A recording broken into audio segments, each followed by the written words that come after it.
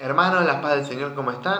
Bueno, en esta noche les quería compartir una palabra que la verdad me pareció muy interesante. Es sobre la carta de Judas, la epístola de Judas, no el Iscariote, sino Judas, el que sería medio hermano de Jesús con respecto a la carne por parte de María. Mateo 13:55 menciona a cuatro de ellos, a Judas, a Jacobo, que también lo podemos ver en la carta de Santiago, que es el mismo, Santiago Jacobo, Simeón y José. Además de hermanas que, no dice el nombre precisamente. Pero bueno, acá tenemos la carta de Judas, un medio hermano de Jesús con respecto a la carne, que si bien la carta tiene un solo capítulo, tiene un par de 26, 27 versículos de mucho contenido, que parte de ellos no lo encontramos en el resto de la Biblia, como solemos ver en relaciones del Antiguo Testamento o diferentes cartas y demás. Acá hay puntos como por ejemplo la profecía de Enoc, cómo fue la sepultura de Moisés, que son cosas que no leemos en otra parte de la Biblia y por eso me parece muy interesante.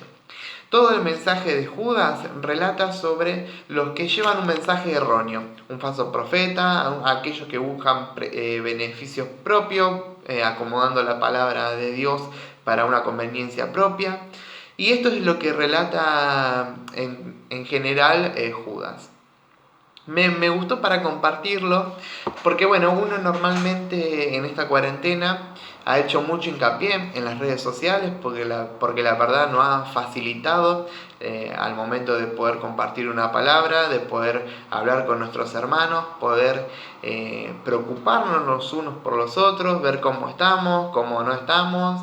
eh, y así también vernos quizás por videollamadas, hablar y no perder el contacto.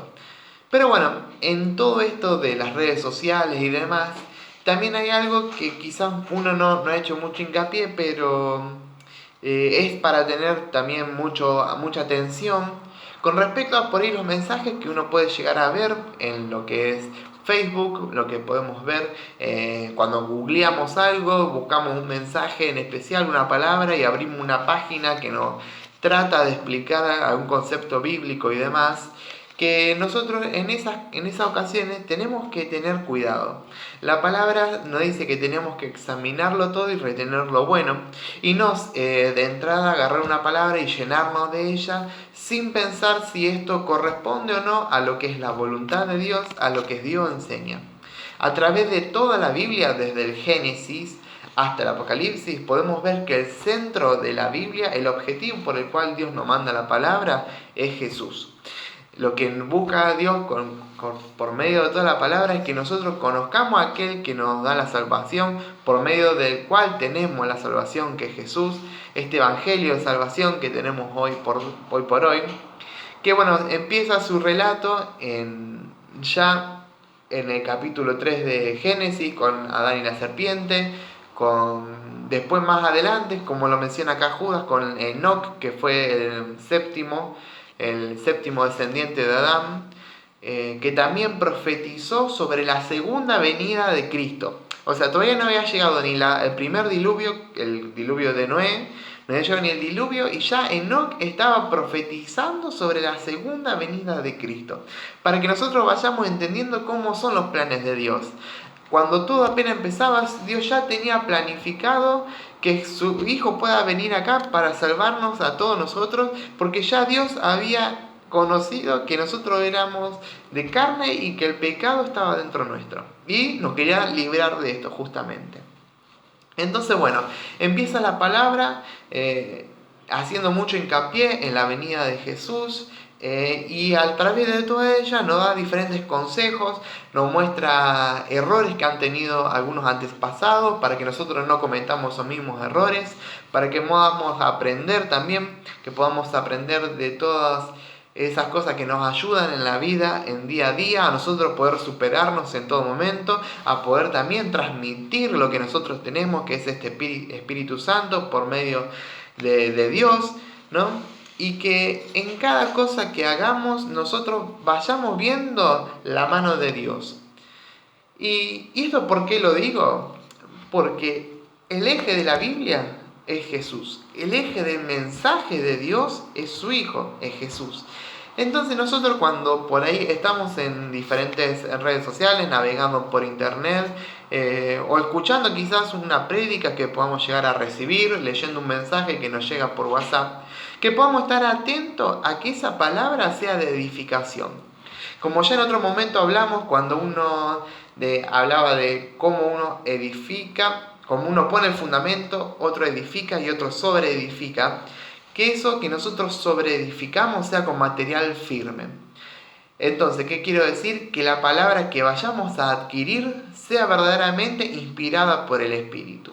Entonces, ¿cómo uno se da cuenta si la palabra es inspirada o no por el Espíritu? Bueno, acá en Judas, capítulo 1, que es el único que tiene, versículo 16 dice lo siguiente, luego de una profecía de Enoc, que es la única vez que se menciona en la Biblia.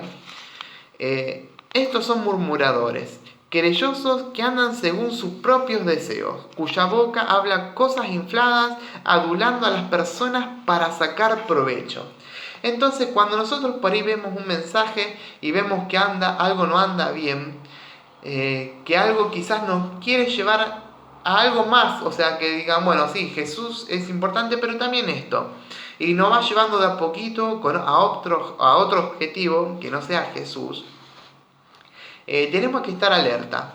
Porque ahí ya es fácil por ahí uno ir deslizándose de a poco, como dice en Hebreos 2.1, que uno a veces se desliza y no se da cuenta. Por eso nosotros debemos estar atentos. Como sabemos, hoy por hoy hay muchas religiones, muchas sectas. Tenemos, en la parte oriental del mundo, que tenemos, un pensamiento en el cual no existe Dios, no está Jesús, y si lo mencionan a Jesús es como un profeta que vino, no más que eso. Y tenemos de este lado, el occidente, muchas religiones que hablan de Dios y de Jesús, pero que no tienen a Jesús como centro. Tenemos aquellos que quizás dicen Jesús fue un profeta, pero no fue el Cristo. Tenemos aquellos que dicen, sí, la palabra está bien, pero hay que agregarles cosas porque no está completa. También podemos mencionar aquellos que traen a colación a otros ángeles que trajeron después de Jesús de vuelta una palabra de revelación y centran su mirada en ese ángel, según ellos, o en esa persona que da el verdadero conocimiento, la verdadera verdad, la redundancia, y no en Jesús. Entonces ahí tenemos que estar alerta, porque nosotros sabemos como cristianos que nuestra única meta debe ser Jesús, nuestra mira debe ser Jesús. Y en todo mensaje debemos ver eso que nos enseña a ser mejores cristianos, a poder cumplir con nuestra misión, que es salvar almas para Cristo y poder llegar un día hasta el trono de los cielos. Entonces, como mencionaba antes, a Judas, hace cosas interesantes acá Judas. Por ejemplo, menciona profecía de Enoc que en ninguna parte de la Biblia está. ¿Y por qué digo esto? Porque uno fácilmente puede decir, si no está en ninguna parte de la Biblia, ni en el propio Viejo Testamento lo menciona, quizás no sea verdad. Esto lo digo uno pensando, ¿no? Como si fuera hoy por hoy. Y vemos en realidad que acá que Enoc, uno quizás no lo ve en el resto de la Biblia, pero puede ver que hay mucha verdad, porque ya está hablando de la segunda venida de Cristo. O sea, que es una profecía totalmente inspirada por el Espíritu Santo, porque en ese momento Enoc no había pasado ni el diluvio. Y acá Judas, muchos años después, le fue revelado por medio del Espíritu esta profecía. Ahora, quizás uno puede decir, pero andás a ver si esa profecía es verdad o no. En primera instancia la palabra es un amén, como sabemos, uno no entra en duda de eso. Pero sabemos perfectamente que la profecía que está mencionando acá de Enoc es totalmente cierta porque habla sobre Jesús. No habla más que otra cosa que la venida de Jesús y lo que va a generar esto. Entonces vemos que es una realidad. Como también podemos ver acá que habla sobre la sepultura de Moisés. ¿Y por qué esto también es importante? Y lo vemos solamente acá. El Espíritu se lo muestra a Judas cómo el arcángel Miguel pelea con el diablo para poder ocultar el cuerpo. Y acá podemos ver que también hay una intención muy clara de Dios, que era que las personas no se puedan apropiar del cuerpo de Moisés, sabiendo que Moisés, estuvo también viviendo con los egipcios. Los egipcios son un pueblo que enseguida endiosaban a las personas, como conocemos de los faraones, que los ponían en tumbas, les construían pirámides y demás, porque pensaban que eran dioses y demás. Entonces, no solamente por ese origen que había tenido Moisés, que quizás los egipcios se podrían tentar en agarrar su cuerpo, sino también los propios israelitas, que habían visto tantas maravillas, que para ellos iba a ser muy fácil poder caer en la idolatría y adorar su cuerpo, su tumba, y perder la mira en Dios. Entonces Dios se ocupó de esto, sacó del panorama al cuerpo, que ya era polvo, que había vuelto al polvo, había sido un instrumento útil en Dios, pero ya había cumplido su función. Y Dios sabía que sus hijos iban a desviar su mirada si seguía el cuerpo ahí. Entonces seguimos viendo que las revelaciones que nos va mostrando Judas, si bien no están en otra parte de la Biblia, son verdaderas. ¿Por qué? Porque concuerda con el resto de la Biblia, concuerda con las enseñanzas que Dios nos da en toda la Biblia. Entonces así también los mensajes que nosotros vayamos leyendo, tenemos que ver que todo concuerde con la Biblia, que nada se desvíe, que nada nos lleve a pensar otra cosa que no sea lo que está en la Biblia, que no sea otra cosa que nuestro centro deje de ser Jesús. Pablo lo dejó también en claro en 1 Corintios capítulo 2, lo habla desde el versículo 6 al versículo 16. Que en el versículo 8 menciona que si bien hay muchas filosofías y demás en la tierra, la sabiduría de Dios son para las cosas de Dios, y la sabiduría de los hombres para la sabiduría de los hombres. ¿Y por qué esta separación? Porque bien dice Pablo, si la sabiduría de los hombres, la filosofía y todos los conocimientos que podamos adquirir en esta tierra son suficientes, de esa manera no hubieran crucificado a Cristo, porque hubieran sabido que era el Hijo de Dios, pero no. Entonces nosotros, al tener la sabiduría, la mente de Cristo, conocemos que lo que pasó era el Hijo de Dios que vino a la tierra para darnos la salvación. Y esto lo podemos entender porque tenemos la sabiduría de Dios. También así nos dice en el versículo 13 que debemos acomodar las cosas espiritual a lo espiritual, y más adelante también menciona que tenemos la mente de Cristo. Entonces es muy importante que con nuestro mensaje tengamos siempre presente.